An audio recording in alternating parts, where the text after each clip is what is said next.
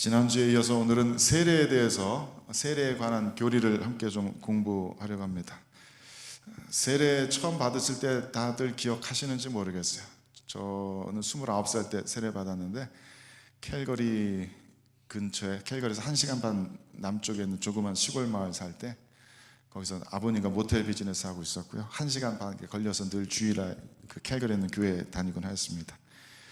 그때 이제 한참 주님을 만나는 그런 경험들을 하고 있었던 때여서 기도 가운데 하나님께서 어느 날 갑자기 근신하라고 하는 마음을 주셔가지고 한 40일 작정하고 근신하기로 했어요. 그때는 아직 술, 담배도 안 끊었을 때라 그 40일 동안은 술, 담배 입에 안 대기로 하고 입도 좀 험한 말 나오지 않게 조심하고 그렇게 나름 근신하면서 기도하고 있었는데 교회 갔더니 목사님께서 세례 받을 사람 신청하라고 하셔가지고 이때인가 보다, 지금 세례 받아야 되는 보다 그런 마음이 강하게 들어서 세례 받게 되었습니다. 그래서 가끔 앨범 정리하다 보면 그때 사진이 이렇게 있는데 마음이 좀 뭉클해요. 좀 저 아닌 다른 사람 보는 것 같이 좀 마음이 좀 뭉클합니다. 머리는 이렇게 덥수룩하게 길어가지고 세례 받는 그 장면을 누가 사진 찍으셔서 주셨는데 이 기도 이렇게 손을 깍지 끼고 기도하는데 여기 힘을 꽉 주고 있는 게 사진으로 보여요. 얼마나 간절한 마음으로 기도하면서 세례를 받았는지 그 모습이 이렇게 사진으로도 보입니다. 그래서 세례 끝나고 또 같이 교회 분들이랑 사진 찍는데 얼굴이 아주 해같이 막 밝게 빛나는, 환하게 빛나는 그런 모습이 보여서 마음이 아주 뭉클합니다. 근데 또 그때까지만 해도 제가 세례가 뭔지도 몰랐고 신앙생활이 뭔지도 잘 모르고 그랬어서 정말 영적으로 미성숙하고 철없던 때여서 정말 부끄러웠지만 그날 세례 받은 날 교회 같이 다니던 젊은 친구들이 축하한다고 축하주 사준다 그래가지고 술집 가가지고 그랬던 기억이 납니다. 참 미성숙하고 부족했지만 그래도 하나님을 알아가고자 하는 그 마음은, 하나님을 알아가는 그 기쁨이 아주 충만했던 그런 때 같아요. 그래서 더더욱 이렇게 세례 받으려고 하는 젊은 친구들 보면은 마음이 그렇게 쓰이는 것 같습니다.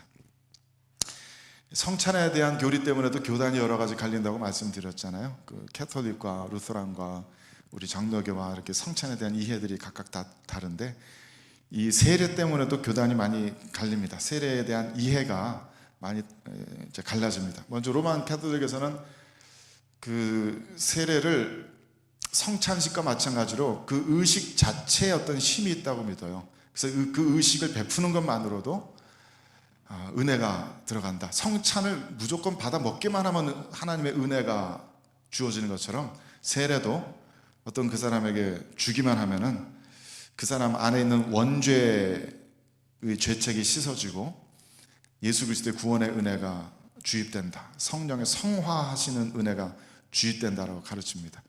그러니까 그 로마 캐톨릭에서는 이 중세시대 때부터 아기 딱 태어날 때 무조건 세례부터 주는 거예요.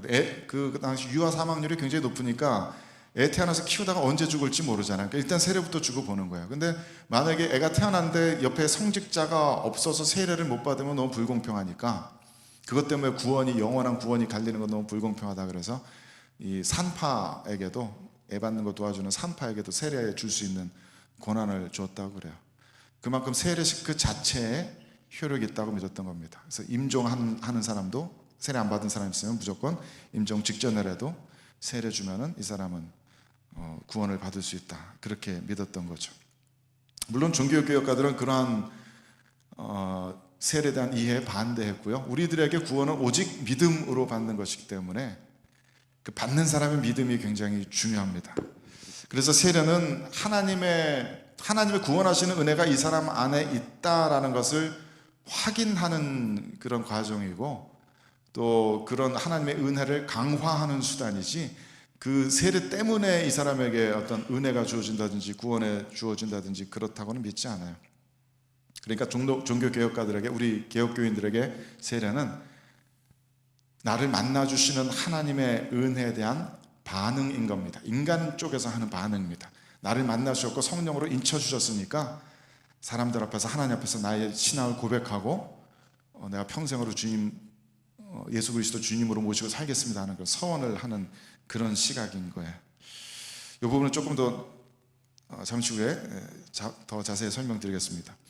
그리고 로마 캐톨릭과 종교개혁교회가 그렇게 갈리고 종교개혁가들 사이에서도 이 세례 관련해서 교리적인 이해 때문에 교단들이 갈립니다. 첫 번째는 침례할 것이냐 세례할 것이냐, 그것 때문에 가려서 지금도 침례교는 우리들의 세례를 인정 안 하고 침례 다시 받아야 한다고 교리적으로 하는데 실제적으로는 그렇지 않은가 봐요. 저번에 윤영구 목사님 가시는데도 침례교라 그래서 그럼 목사님 침례 다시 받으셔야 돼요? 물어봤더니 아니 뭐 꼭 안 그래도 된다고 그러더라고요. 그래가지고 근데 가서 그냥 침례는 꼭 받지는 않아도 되는 것 같아요 요즘은. 근데 원칙적으로는 교리적으로는 반드시 세례는 침례로 받아야 되고 물 뿌리는 세례는 인정하지 않는다라고 이해하는, 믿고 있는 교단들이 좀 있습니다. 그리고 유아 세례에 대한 아주 신학적인 논쟁이 생각보다 굉장히 많은데, 제가 지금 말씀드린 것처럼 하나님의 은혜에 대한 반응이 세례라면은 그 하나님의 은혜가 있는지 어쩌는지도 확인할 수 없고 그 반응이 진실된 것인지 알 수 없는 어린 아이의 경우도 세례를 주는 것이 합당한가, 그 신학적으로 이렇게 논쟁이 막 벌어지는 것이죠. 그래서 그런 문제들에 답하기 전에 먼저 세례는 무엇인가, 이 세례의 의미에 대해서 먼저 좀 살펴보기로 하겠습니다. 물론 다들 일반적으로 생각하시는 것 같이 세례는 기독교인으로서 신앙생활을 시작하는 공식적인 첫걸음의 예식입니다. 다른 말로 하면 교회의 정식 멤버로 가입시키는 예식이기도 하고요. 그래서 자주 결혼식과 비교가 됩니다. 결혼식을 함으로써 이 앞에서 그 주례하는 사람이 이제 아내와 남편이 된 것을 성부와 성령의 이름으로 선포합니다 하는 순간 가정이 세워지는 것처럼 세례식을 하고 이 사람이 세례교인 된 것을 선포합니다 하는 그 순간부터 이 사람의 신앙생활이 시작이 되는 겁니다. 하지만 그게 결혼과도 비슷한 점이, 결혼생활도 그 결혼식에서 그 집례자가 선포하는 그것 때문에 이 남편과 부부 사이의 관계가 시작되는 건 아니잖아요. 남편과 아내의 사랑의 관계는 이미 시작되었고 그 사랑을 확인하고 퍼블릭하게 공포하고 그 사랑을 앞으로 영원토록 지속하겠다 하고 하는 맹세가 결혼식인 것처럼 세례도 마찬가지로 하나님과의 관계가 미리 시작된 사람이 하는 겁니다. 하나님과의 관계가 이미 시작되었고 이제부터는 정말로 그리스도를 주인으로 모시고 평생 살겠습니다 하는 그런 서원을, 맹세를 공식적으로 하는 시간이 세례입니다. 그래서 저희 부부도 결혼식에 대해서 사실 별 관심이 없었어요. 저희 둘 다 아주 자유로운 영혼들이라 뭐 그런 식 세레머니 이런 거의 의미를 잘 알지 못하고 있다가 저희 부부 처음 만나고 2달 만에 그냥 둘이 교회 가가지고 한밤중에 문 열리는 교회 가가지고 저희 평생 서로 사랑하면서 살겠습니다 그리고 기도하고 저희는 그냥 그렇게 해서 그 다음부터 이 사람은 내 사람이다, 내가 사랑하는 사람이다, 그냥 그런 개념 가지고 살고 있었어요. 그러다가 법적으로 이 이민 비자 때문에 법적으로 서류가 필요하니까 혼인신고를 먼저 했고, 그리고 캐나다에 있다가 또 한국 가서 한참 신앙생활 하는데 목사님께서, 제 영적 멘토이신 목사님께서 그때 앞에 나와서 찬양인도 하고 그러는 사람이 결혼식도 안 올리고 그렇게 살면 안 되겠다 그러셔가지고 온 교회가 결혼식을 같이 준비해 주셔가지고 교회 집사님들이 음식 다 준비해 주시고 꽃 다 해주고 신랑 신부 옷까지 다 빌려다 주시고 신부 화장까지 미용실 하는 집사님 해주시고, 결혼식도 이제 목사님이 하객 없을까봐 주일 예배 직후에 아무도 도망 못 가게 주일 예배 직후에 바로 결혼식 올리고 성가대에서도 저희를 위해서 만든 곡 막 불러주고 특성해주고 되게 은혜롭게 했어요. 그래서 그 결혼식을 하고 나니까 그때 제가 직장 다니고 있었을 텐데 직장 동료가 와보고서는 이런 게 교회 결혼식이구나, 되게 보기 좋다고 자기도 교회 다니고 싶은 생각이 든다고 그렇게 얘기를 하더라고요. 그래서 그 결혼식을 해보고 나니까 알겠더라고요. 그전에는 뭐 이런 세레머니가 꼭 필요한가 싶었는데 해보고 나니까 이런 사랑의 서약을 그냥 우리끼리 하는 게 아니라 사람들 앞에서, 하나님 앞에서 하는 것의 의미도 알겠고, 이것이 결코 나와 아내의 개인적인 관계만의 일이 아니라 온 교회 공동체의 일이구나 라는 것도 알겠고, 또 이렇게 그런 공동체에서 하는 일을 통해서 하나님의 영광을 사람들에게 더 선포하고 하나님에 대해서 알리는, 말하자면 공예배와 같은 그런 열매를 만들 수 있는 거구나, 그걸 알게 됐어요. 세례식도 그런 점에서 비슷합니다. 결코 하나님과 나와의 개인적인 관계에서 일어나는 일만은 아니고요, 공동체가 함께 기뻐하고 공동체가 함께 행하는 일이고요. 그 일을 통해서 우리는 하나님의 나라가 문자 그대로 확장되고 있는 것을 눈으로 볼 수 있게 됩니다. 그래서 세례와 결혼식은 그런 식으로 비슷한 것이 많아요. 그래서 세례를 주기 전에는 세례 교육이라는 것을 거치게 되는데, 이것은 교리를 가르치는 시간이기도 하지만 이 사람 안에 정말 세례 받을 만한 믿음이 있는가를 확인하는 시간이기도 합니다. 그래서 목사가 가르치면서 이 사람이 죄에 대해서 스스로 고백하고 있는가, 내가 죄인이라고 고백하고 있는가, 또 오직 하나님의 은혜로만 구원받을 수 있다고 믿고 있다는 걸 확인하는가, 그리고 십계명과 주기도문과 사도신경과 이런 아주 기초적인 교리들에 대해서 잘 숙지하고 있는가, 그런 것들을 확인합니다. 그러고 나면 이제 당회에서 인터뷰를 거쳐서 목사 혼자 분별하는 것이 아니라 당회가 함께 이 사람 안에 정말 제대로 된 믿음이 있는 것처럼 보이는가, 그 믿음의 열매가 드러나는가, 이걸 당회에서 함께 확인을 하는 거죠. 그리고 당회에서 됐다 싶으면 이 당회에서 세례받는 사람들을 콩그리게이션의 회중들 앞에 이렇게 프리젠트 하는 겁니다.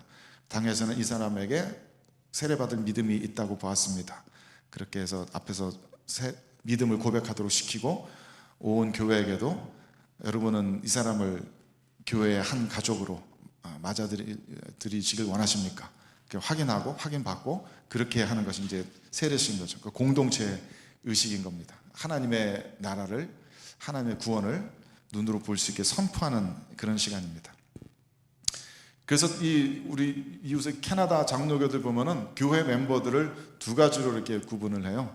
레지스터드 멤버하고 프로페싱 멤버라고 구분을 하는데, 레지스터드 멤버는 뭐 우리식의 원입교인이랑 비슷합니다. 아직 세례받지 않았지만 입교하기 원하는 사람, 세례받기 원하는 사람, 세례와는 상관없이 그냥 교회 등록한 사람을 레지스터드 멤버라고 하고, 그 다음 단계로 세례받은 사람을 프로페싱 멤버라고 하는데, 그만큼 세례라는 것은 공적인 자기 믿음의 프로페싱이다, 그걸 강조하는 얘기죠. 근데 그게 요즘은 조금 좀 왜곡되었다고 해야 될지, 그냥 세례 안 받아도 그냥 내가 믿는다라고 그냥 말하고 다니면은 그걸 프로페싱 멤버인 것처럼 그렇게 좀 모호하게 만드는 경향도 좀 있는 것 같아요.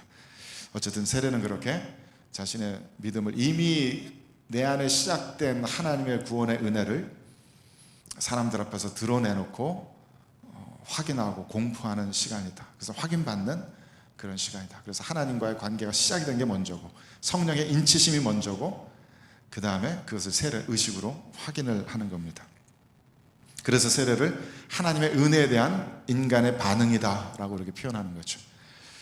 그래서 웨스트민스터 신앙고백서 28장 세례에 관하여 1항에서는 세례의 의미를 이렇게 쓰고 있습니다. 세례는 예수 그리스도께서 제정하신 신약의 성례로서 단지 세례받는 당사자를 유형교회, 비저블 처치, 지역교회에 엄숙히 가입시키기 위함뿐 아니라 또한 그에게 은혜의 언약과 그리스도께 연합됨과 중생과 지으심과 예수 그리스도를 통해 자신을 하나님께 바쳐 새 생명 안에서 행함에 대한 표시와 보증물, sign and seal, 표시와 보증물이 된다. 이 성례는 그리스도 자신의 정하심 위에 세상 끝날까지 그의 교회에서 계속 행해질 것이다. 그렇게 됐습니다.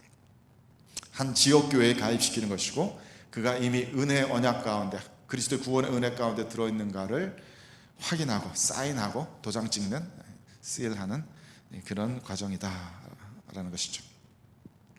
그런데 이 세례가 어떻게, 왜 시작되었는가를 밝히는 것은 그렇게 간단하지는 않습니다. 무엇보다도 구약 성경에는 세례가 없어요. 우리 기독교회식의 세례가 없습니다. 일단 예수님 시대 이전에 보면은 그 근동 지방의 이집트나 뭐 페르시아나 하다못해 뭐 힌두교인들에게도 정결 예식이라는 것은 있는데, 어떤 그런 종교에 이렇게 입문하기 위해서 이런 신의 이름으로 세례를 받는 그런 것은, 비슷한 것은 찾아보기 힘듭니다. 유대인들의 경우에도 유대교에 입문하기 위해서는 세례 뭐 이런 건 없고 할례를 받아야 되죠.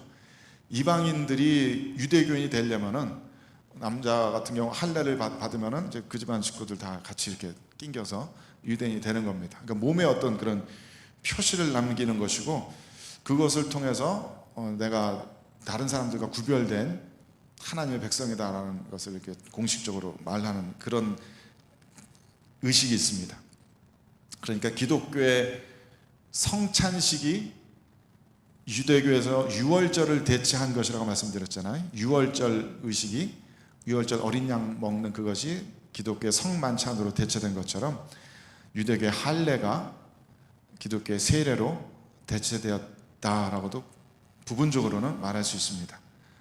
근데 우리의 세례는 그보다 조금 더 복잡한 게 기독교에 입문하기 위한, 입교하기 위한 절차만의 의미가 있는 건 아니거든요. 거긴 분명히 죄를 씻는다는 정결 예식으로서의 의미도 분명히 있습니다. 아마도 그거는 세례 요한 때문에 먼저 시작된 것 같아요. 마가복음 한번 읽어봅시다. 시작. 광야에 외치는 자의 소리가 있어 이르되 너희는 주의 길을 준비하라. 그의 오실 길을 곧게 하라. 기록된 것 같이 세례 요한이 광야에 이르러 주의 사함을 받게 하는 회개의 세례를 전파하니 온 유대 지방과 예루살렘 사람이 다 나아가 자기 죄를 자복하고 요단강에서 그에게 세례를 받더라.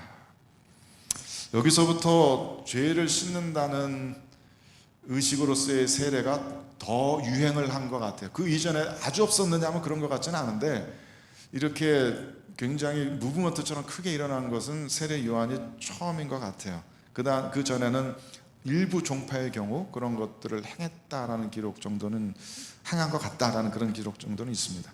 그 이전에 행했던 유대교의 정결 의식은 저런 죄사함을 받는, 죄를 씻기 위한 그런 예식이 아니었죠. 유대교의 정결 의식이 구약 시대는 있었지만 그건 죄와는 상관없었습니다. 그는 종교적으로 부정탄 것을 씻는 거였어요. 부정탔다는 것과 죄인이다라는 것은 완전히 다른 개념이잖아요. 부정탔다라는 것은 시체를 만졌다거나 전염병자들, 문둥병자들과 접촉했다거나 뭐 그런 경우에 부정탔으니까 여호와 하나님 앞에 제사에 참석하지 못한다. 우리나라 유교식 제사에서도 비슷한 것을 볼 수 있듯이 그런 거죠. 그거는 죄와는 상관없습니다. 나중에 예수님 시대에 가까이 와서는 이 정결 의식을 바리새인들이 더 발전시켜서 음식 먹기 전에 꼭 손 씻어야 되는 것. 그래서 집에 들어서면은 유대인들 집 앞에 이렇게 물두멍 갖다 놓고 거기에 손 씻게 만드는 그런 정결 의식은 행했던 것 같아요. 마가복음 7장에 보면은 바리새인들과 서기관과 이런 사람들이 제자들이 그 정결 의식을 치르지 않는 것 가지고 비난합니다. 저 사람들은 왜 손도 씻지 않고 밥을 먹느냐? 시장에 돌아오면은 물 뿌리고 이렇게 하고 그릇을 씻어야 되고 이러는데 예수님의 제자들은 그걸 행하지 않았다고 바리새인들이 막 비난하는 그런 장면이 나옵니다. 전통적으로 유대인들의 정결 의식은 저런 거였어요. 부정을 씻어내는 것. 그 죄와는 상관이 없었습니다. 그런데 세례 요한의 세례는 죄 사함을 받게 하는 회개의 세례라고 했어요. 근데 이것도 우리나라 말로는 저런데 사실은 저렇게 자기의 죄를 자복하는 그런 의미가 더 강했습니다. 내가 죄인입니다 라는 것을 고백하기 위한 그런 의식이었어요. 그래서 우리말로 죄사함을 받게 하는 회개 세례, 영어로는 A Baptism of Repentance for the Forgiveness of Sins 이렇게 돼서 죄사함을 위한 회개. 그렇게 이거 받는다고 꼭 죄가 완전히 씻어졌다라는 그런 의미가 아니라 죄사함을 받고 싶어서 하는 회개의 세례라는 의미가 더 강한 거죠. 그러니까 저기서는 자기 그 세례 요한에게 세례 받은 모든 사람은 죄인의 신분에서 의인의 신분으로 변화되었다 이것이 아니라 거기 참석하는 모든 사람들은 스스로가 죄인임을 자복하는 사람들이다라는 그런 의미가 더 있었던 거죠. 그렇기 때문에 나중에 초대교회에서 사도행전 같은 데 보면은 아직 세례 요한의 세례만 받은 이들에게 다시 세례를 베푸는 장면들이 나옵니다. 읽어봅시다. 시작. 바울이 이르되 그러면 너희가 무슨 세례를 받았느냐? 대답하되 요한의 세례니라. 바울이 이르되 요한이 회개의 세례를 베풀며 백성에게 말하되 내 뒤에 오시는 이를 믿으라 하였으니 이는 곧 예수라 하거늘 그들이 듣고 주 예수의 이름으로 세례를 받으니. 그러니까 세례 요한의 세례만으로 죄가 완전히 씻어졌다라고는 아무도 믿지 않았던 거예요. 그것만으로는 부족하고 이것은 그냥 자기가 죄인임을 고백하는 세례였고 그 다음에 예수 그리스도의 이름으로 세례를 받아야 이 사람 안에 죄 씻음이 구원의 은혜가 있다라고 초대교회 교인들은 믿었던 것 같습니다. 그러니까 정리하자면은 구약 시대에는 정결 의식이 있었지만 이것은 부정을 씻기 위한 예식이었고 세례 요한은 그것을 의미를 더 확대시켜서 자신의 죄를 씻는다는 상징적인 의미로 내가 죄인임을 고백하는 세례 의식을 베풀었습니다. 그리고 예수님께서는 그것을 더 발전시켜서 스스로 죄인임을 고백할 뿐만 아니라 죄 씻음을 완전히 받고 하나님의 구원의 은혜에 들어가서 새롭게 거듭난다는 의미로서의 세례의식을 베풀게 하셨던 거예요. 그래서 나중에 사도들은 이 예수님께서 너희는 가서 온 족속으로 세례를 받게 하라 하신 그 명령의 의미를 깊이 생각하면서 그 세례의 의미를 더 확대시켜서 이해할 수 있었던 것 같아요. 고린도전서 10장 말씀 보면은 읽어봅시다. 시작. 형제들아, 나는 너희가 알지 못하기를 원하지 아니하노니 우리 조상들이 다 구름 아래에 있고 바다 가운데를 지나며 모세에게 속하여 다 구름과 바다에서 세례를 받고 다 같은 신령한 음식을 먹으며 다 같은 신령한 음료를 마셨으니 이는 그들을 따르는 신령한 반석으로부터 마셨으며 그 반석은 곧 그리스도시라. 모세의 출애굽하는 그 사건을 세례라고 이해하고 있었다는 것이 드러납니다. 구름 기둥을 쫓아가고 홍해 바다를 갈라서 바닷속 가운데로 들어갔다 그 바다로부터 나오는 그것이 구약시대 백성들의 세례였다. 또 그들이 신령한 만나 음식을 먹고 신령한 음료를 마신 그것이 그들의 구약시대 백성들의 성찬이었다. 그들과 우리는 이렇게 커넥트 되어 있다라고 그런 이해를 이렇게 가르치고 있죠. 베드로 사도는 더 뒤로 가서 노아의 홍수 사건도 세례와 연관시켜서 이야기합니다. 읽어봅시다. 시작. 그들은 전에 노아의 날 방주를 준비할 동안 하나님이 오래 참고 기다리실 때 복종하지 아니하던 자들이라. 방주에서 물로 말미암아 구원을 얻은 자가 몇 명뿐이니 겨우 8명이라. 물은 예수 그리스도께서 부활하심으로 말미암아 이제 너희를 구원하는 편이 곧 세례라. 이는 육체의 더러운 것을 제하여 버림이 아니요 하나님을 향한 선한 양심의 간군이라. 이 노아의 방주 사건도 그 홍수의 물을 통해서 온 세상의 더러운 것들, 죄된 것들이 씻겨지고 거기서부터 살아나온 이 노아의 가족들이 세례를 받은 것이다 라고 이렇게 설명을 하고 있는 거예요. 그러니까 세례는 죽었다가 다시 살아나는 것, 옛사람이 죽었다가 다시 살아나는 것, 거의 죽을 뻔하다 다시 살아나는 그 유대의 모든 역사에서 반복되었던 그것을 재현하는 일이다 라고 이야기하는 거예요. 그래서 심지어 예수님께서 당하실 십자가의 죽음과 부활을 가리켜서 세례라고 이야기하십니다. 읽어봅시다. 시작. 죄송합니다. 이거 아니에요. 이거 한 장이 빠졌네. 누가복음 12장 없네요. 죄송합니다. 하나 빠졌. 이건 제가 읽겠습니다. 누가복음 12장 50절 말씀에 예수님께서 이렇게 말씀하십니다. 나는 받을 세례가 있으니 그것이 이루어지기까지 나의 답답함이 어떠하겠느냐. 예수님께서 내가 받을 세례가 있다라고 말씀하시면서 그것이 예수 그리스도의 십자가 죽으심과 부활이다라고 얘기하시는 거예요. 그러니까 세례는 물에 들어가면서 옛사람이 죽는 것이고 그 물에서 나오면서 새로운 거듭난 생명으로 다시 나오는 겁니다. 그것이 세례이다. 예전에 제가 비스주 캠립스라는 아주 작은 산골 시골 마을에 살았을 때 그 교회 아주 신실하신 한 집사님이 계셨는데 본인 말씀으로는 본인이 옛날에 예수님 몰랐을 때는 주유소에서 몰래 기름 빼다 팔아먹는 도둑놈이었다, 그렇게 자신을 소개하시더라고요.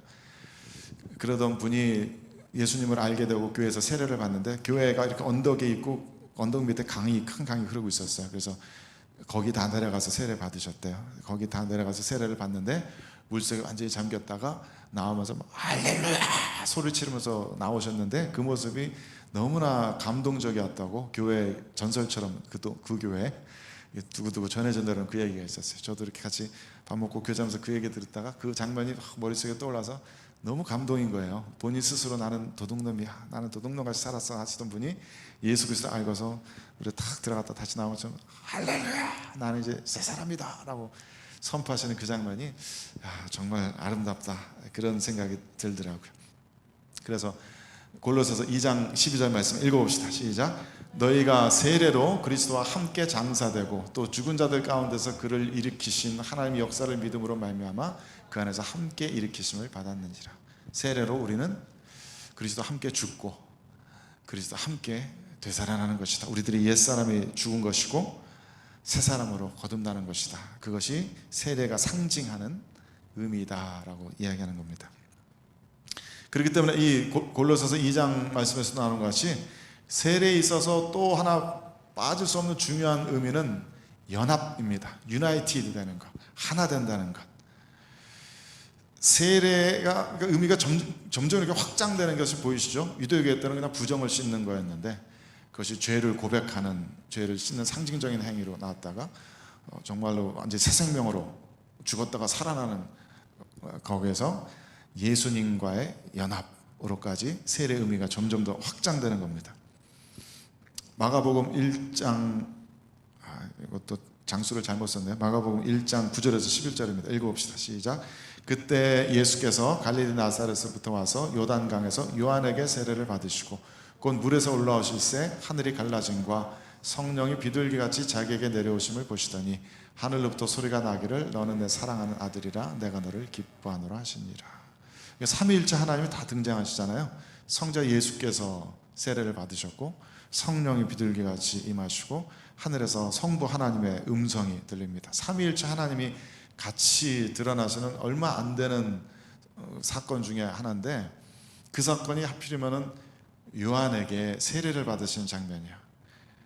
그래서 저는 이 장면 생각할 때마다 굉장히 뭉클해지곤 합니다. 요한이 광야에서 막 소리를 외치면서 요단 강가에서 모든 죄 있는 사람들 다 나와서 자신의 죄를 자복하고 죄 사함을 구하는 회개 세례를 받으라 라고 하는데, 그것이 막 유행처럼 막 일어나가지고 온 유대 땅과 이스라엘에서 다 사람들이 몰려왔어요. 거기 진짜 죄인들이 다 몰려온 거예요. 도둑놈들, 뭐 노름꾼들, 간음하는 사람들, 폭력적인 군인들 다 몰려서 줄을 쫙 서가지고 거기서 세례 받고 있는데, 그 가운데 예수님, 하나님의 독생자이신 예수님께서도 함께 그 죄인들과 줄을 서신 겁니다. 죄 없으신 예수님께서 이 죄 많은 사람들 한가운데 함께 계시는 거예요. 그 죄 없으신 독생자께서 나도 죄인이다, 나도 너희들과 똑같은 죄인이다라고 스스로 고백하시는 거예요. 그래서 요한이 막 말리잖아요. 어떻게 당신이 나한테 세례를 받으십니까? 예수님께서 이렇게 함으로써 하나님의 정하신 의를 이루어야 한다. 하나님께서 이것을 정하셨다, 그죠? 그것이 삼위일체 하나님의 구속의 언약에서 태초 이전부터 계획된 것이었고, 나는 그것에 순종해야 한다라고 말씀하시는 거죠. 아주 겸손하고 온유하신 모습으로 순종하십니다. 그래서 세례에 예수님께서 그 또 하나의 의미를 부여하시는 거예요. 하나님과 사람들이 연합되는 의식, 삼위일체 하나님의 견고한 연합에 사람들을 초청하시는 겁니다. 사람들을 불러들이시는 겁니다. 그래서 우리들의 세례는 기독교인으로서의 시작하는 의식이고, 우리들의 죄를 용서받고 새 사람으로 다시 태어나는 그런 것을 예표하는 의식이기도 하지만, 다른 무엇보다 먼저 우리들을 예수 그리스도에 합하는 의식이기도 해요. 그래서 결혼과 굉장히 비슷한 거죠. 로마서 6장 3절 말씀 읽어봅시다. 시작. 무릇 예수 그리스도와 합하여 세례를 받은 우리는 그의 죽으심과 합하여 세례를 받은 줄을 알지 못하느냐. 우리들의 세례는 그리스도와 합하는 세례이다. 그의 십자가 죽으심과 합하는 세례이다. 그리스도께서 먼저 우리 죄인들과 주님을 합하는 세례를 받으셨고, 우리들도 이 세례를 통해서 예수님의 그 죽으심이 바로 우리들의 죽음이어야 합니다. 그 죽음이 바로 우리들의 대표자의 죽음이고, 그래서 우리들의 죽음입니다 라고 고백하는 거예요. 마태복음 28장 19절 말씀 보면은 예수님의 그 지상 명령이 나옵니다. 읽어봅시다. 시작. 그러므로 너희는 가서 모든 민족을 제자로 삼아 아버지와 아들과 성령의 이름으로 세례를 베풀고 그랬는데, 영어로 보면 저렇게 baptizing them in the name of the Father and the Son and the Holy Spirit 이렇게 나옵니다.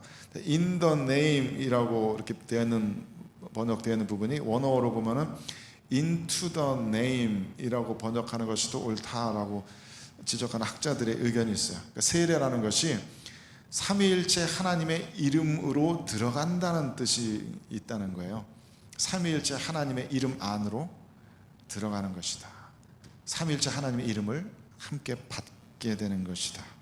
그리스도를 통해서, 우리들의 인간의 대표이신 그리스도를 통해서 삼위일체 하나님의 연합 가운데로 하나 되는 것이다.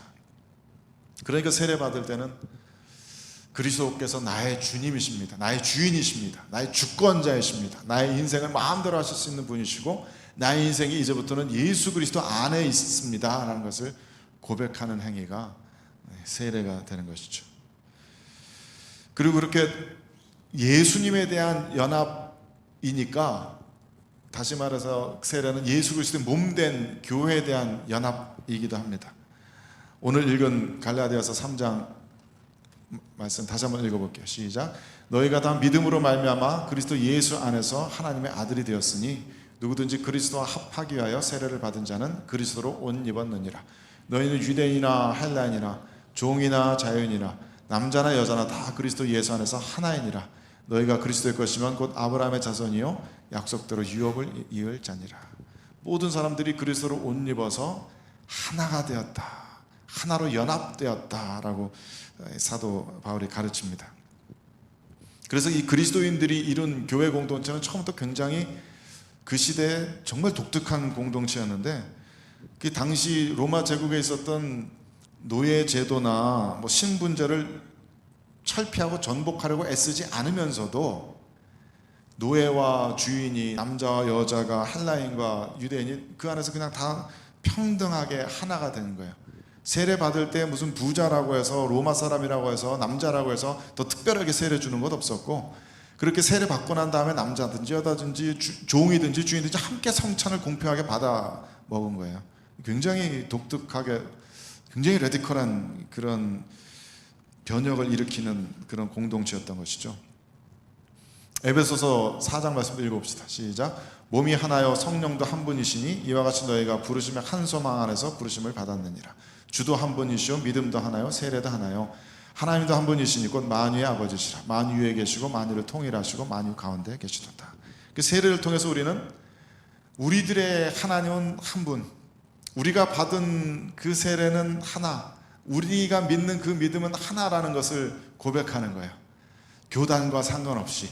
심지어는 전에도 말씀드린 것처럼 로만 캐톨릭도 개혁교회 세례를 인정하고, 우리 개혁교회도 로마 카톨릭의 세례를 인정합니다. 영세 받은 사람 다시 세례 주지 않아요. 삼위일체 이름으로 세례 받은 분들 다시 세례 주지 않습니다. 교리가 다른 것을 가르치고 입교는 시키지만은 어쨌든 모든 크리스찬이라고 이름 붙여진 모든 사람들이 믿음 안에서 하나의 세례를 받는다라고 우리는 고백하는 거예요. 그러니까 이 교회 공동체의 바운더리가 얼마나 넓어지는 겁니까? 세례의 의미는 바로 그런 연합의 중요한 방점이 찍힙니다. 모든 사람들이 각자의 지위나 문화나 인종이나 어떤 교리적인 아주 작은 차이들에도 불구하고 우리는 모두가 동일한 세례를 받는다. 거기에서 코이노니아라는 개념이 나오는 겁니다. 코이노니아, 성도의 교제. 코이노니아는 그냥 단순히 성도들끼리 나눈 친교, 성도들끼리 친하게 지낸다 그 정도 의미가 아니에요. 코이노니아는 기본적으로 무언가를 공유하고 있다라는 그런 의미를 가집니다. 무언가에 함께 참여하고 있고 함께 공유하고 있다. 그게 코이노니아의 의미예요. 그러니까 우리는 같은 성령을 공유하고 있다. 우리는 같은 믿음을 공유하고 있다. 우리는 같은 하나님 나라에서 하나 되고 있다. 그 하나님 나라 함께 참여되고 있다. 그것을 가리키는 단어가 코이노니아입니다. 사도행전에서 성도의 뭐라 그럽니까? 성령을 믿사하며 거룩한 공예와 성도가 서로 교통하는 것과 이렇게 되잖아요. 성도가 서로 교통, 이게 코이노니아입니다. 성도가 이렇게 모든 성도들이 함께 한 성령 안에 참여되고 있고 그렇게 한 믿음을, 세례를 함께 나누고 있다라는 것을 우리는 믿습니다라는 고백이에요. 우리말로 어순 때문에 성령을 믿사하며 거룩한 공예와 성도가 서로 교통하는 것을 믿사하며 이렇게 이해하시는 분들인데 그게 아니고요. 세 가지 서로 다른 항목이에요. 성령을 믿습니다. 거룩한 공예를 믿습니다. 성도 간의 코이노니아를 믿습니다. 이 얘기예요. 거룩한 우주적인 교회라는 것이 있다는 것을 믿고 또 모든 성도들은 그렇게 같은 성령 안에서 같은 세례 안에서 함께 공유되고 참여되고 있음을 믿습니다라는 그런 얘기입니다. 그래서 이 세례 안에는 거룩한 공교회를 드러내는 그런 의미들이 있죠. 세례와 성찬은 교회의 중요한 표지입니다. 성례식이라는 게 지난주에도 말씀드렸지만 성례라는 것 자체가 기독교의 정체성을 보여주는 굉장히 중요한 표지가 될 수 있는 겁니다. 아까 시작할 때 말씀드린 침례에 대해서는 제가 설교 준비를 하다 보니까 침례에 대해서도 할 얘기가 많고 유아세례에 대해서 할 얘기가 많은데 여기까지 말하고 나니까 시간이 너무 걸려서 침례에 대해서는 그냥 간단하게 말씀드릴게요. 성경적인 근거가 그렇게 많지는 않은 것 같아요. 성경에 분명하게 물에 들어가서 세례를 받아야 된다라고 말하는 부분은, 직접적으로 말하는 부분은 없어요. 예수님께서 반드시 물에 들어갔다 나와라 라든지 사도들이 그렇게 말하는 부분은 없는 것 같아요. 사도행전에 나오는 그 수많은 세례의 경우들을 살펴보면 이게 정말 물에 들어갔다 나온 것일까 의심하게 만드는 정황들이 더 많죠. 예루살렘에서 하루아침에 3,000명이 세례를 받았다는 얘기라든지, 고넬료가 자기 집에서 가족들과 세례를 받았다든지, 빌립보의 그 바울과 실라가 감옥에 갇혔을 때 간수가 자기 집으로 이들을 데리고 가서 온 가족과 세례를 받았다든지, 이런 얘기는 전부 침례가 아니라 어디 강에 들어가고 바다에 들어간 게 아니라 자기 집에서 물 뿌리는 것으로 세례 받았다는 정황이지 않을까, 더 그런 것을 정황을 암시하는 것 같아요. 침례를 주장하시는 분들은 이 이야기를 많이 하시는데, 그 이디오피아의 네시가 광야에서 세례받는 그 장면이죠. 거기 그 말하자면 아주 간단한 세례 교육을 받고 나서 중간에 보면 수레를 멈추고 빌립과 네시가 다 물에 내려가 빌립이 세례를 베풀고 둘이 물에서 올라왔다라고 하니까 이게 물에 들어가서 잠기는 거 아니냐라고 하는데, 이 물가에 갔다고 해서 그게 꼭 물에 잠겼다는 얘기는 아니죠. 오히려 중세시대나 근대까지는 이 그림을 이런 식으로 이해해요. 물에 들어갔지만 물을 머리에 이렇게 뿌리는 거죠. 이런 식의 그 회화적인 표현들이 훨씬 더 많이 있습니다. 예수님의 세례, 존 더 베프티스트 세례 요한의 세례를 이런 식으로 그립니다. 전부 다 물에 들어가는 것이 아니라 물에 같이 내려가서 그 물을 이렇게 머리에 뿌리는 것으로 되어 있죠. 그러니까 꼭 세례가 물에 잠겼다가 나오는 것이어야 된다고는 주장하는 개혁주의 학자는 그렇게 많지 않습니다. 유아 세례에 대해서는 생각하면 할수록 유아 세례를 안 주는 게 맞는 것 같아요. 논리적으로는. 유아 세례를 반대하는 학자들의 의견이 매우 일리가 있습니다. 그러니까 우리 입장에서는 지금까지 말씀드린 것처럼 세례가 하나님의 은혜에 대한 인간의 응답이고, 그 은혜를 더 강화시키는 수단이고, 일평생 주님과 함께 살겠다는 그런 서원이고, 이런 거라면 유아 세례랑 굉장히 안 들어맞죠. 그 세례의 의미가 완전히 달라지게 됩니다. 그래서 유아 세례를 실시하는 우리 입장에서는 우리가 행하는 유아 세례가 어떤 의미인지를 분명하게 자각하는 게 중요한 것 같아요. 우리는 결코 유아 세례가 어떤 마술적인 힘이 있어서 유아 세례를 드림으로써 이 아이가 하나님께 바쳐졌다라든지, 하나님께서 이제부터 이 아이를 평생 책임지신다든지, 우리는 그런 식으로 믿지 않습니다. 이 아이에게 세례를 베품으로 해서 이 아이에게 구원이 보장되었다든지, 이 아이가 거듭나게 되었다든지, 이런 캐톨릭식의 믿음을 가지지도 않아요. 이 아이의 원죄가 씻어졌다든지 그런 의미도 아닙니다. 계속 유아 세례 준비할 때마다 가르치지만, 유아 세례는 부모들의 신앙 고백입니다. 내 자녀를 말씀과 기도로 신앙 안에서 키우겠습니다 라고 하는 부모의 신앙 고백이에요. 그래서 어린 애기들한테 이렇게 인터뷰하고 문답하는 부분 없잖아요. 전부 부모에게 묻는 겁니다. 당신은 스스로 죄인이고 예수 그리스도만이 구원의 유일한 방편인 것을 믿으십니까? 그렇게 믿는다면, 부모 중에 하나라도 그렇게 믿는다면은, 그러면 이 아이를 믿음 가운데서 키우겠노라고 서원하라고 그렇게 시키는 겁니다. 그래서 이 아이가 나이가 14세 이상 되면은 자신의 믿음으로 선택할 수 있게 되면은, 그 다음부터 공식적으로 자신의 믿음을 고백하는 컨퍼메이션, 입교 의식을 가지고서 그 다음부터 성찬 받도록 하는 거죠. 물론 교회마다 이렇게 좀 시행하는 방식들도 다르고, 많은 캐나다의 장로교들은 그냥 유아 세례만 받으면 다 주기도 해요. 얼마 전에 충격적인 소식을 들었는데, 캐나다의 많은 교회 장로님들이 유아 세례만 받고 입교를 안 했대요. 장로님인데 그냥 어렸을 때 유아 세례 받고 그냥 이렇게 쭉 하다가 그냥 장로가 된 거예요. 와, 기가 막히다 그런 생각을 했는데, 그만큼 이 성찬에 대한, 세례에 대한 이해 자체가 이렇게 좀 무너져 있는 거죠. 결혼해서 아이를 낳으면서 이 아이를 말씀으로 신학으로 양육시키겠습니다라고는 부모의 책임에 대해서 자각이 없었던 거예요, 이 북미 사회가. 그러니까 시간이 그대로 몇십 년 지나고 나니까 그 신앙을 물려받는 자녀들은 없고, 당연히 없죠. 안 가르치고 강권하지 않는데, 누가 그 마음에 선한 마음이 있어서 태어날 때부터 무슨 영적인 천재가 있어서 가르치고 강권하지 않는데 누가 교회로 달려가는 어린이들이 누가 있습니까? 말도 안 되죠. 그러니까 아이들을 다 잃어버릴 수밖에 없게 된 거예요.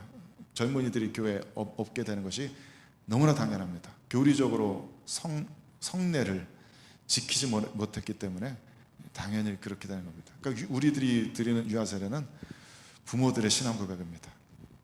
그래서 애들을 낳자마자 교회에 데리고 와서 세례 주는 것은 아이들에게 말씀을 가르치고 기도를 가르치고 예배를 가르치겠습니다 하는 부모의 사약입니다. 요즘 우리 교단에서는 몇 년 전에는 이제 법이 바뀌어가고 어린이 세례라는 항목이 새로 생겼어요. 요즘 어린아이들이 하도 일찍 철이 드니까 나이 이게 한 3살, 4살만 지나도 어린이들이 세례 줄 수 있도록 법을 이렇게 바꿨습니다. 그래서 근데 법이 바뀌고 코비드 막 한참 터지고 그래서 실제 아동 세례를 실시한 교회 그런 경우가 그렇게 많지는 않았나 봐요. 근데 그렇게 법은 분명히 바뀌었습니다. 그래서 이제는 유아 세례 받은 자, 아동 세례와 성인 세례 하나로 이렇게 묶어서 세례 받은 자 그런 식으로 나누게 되어 있는 것 같아요.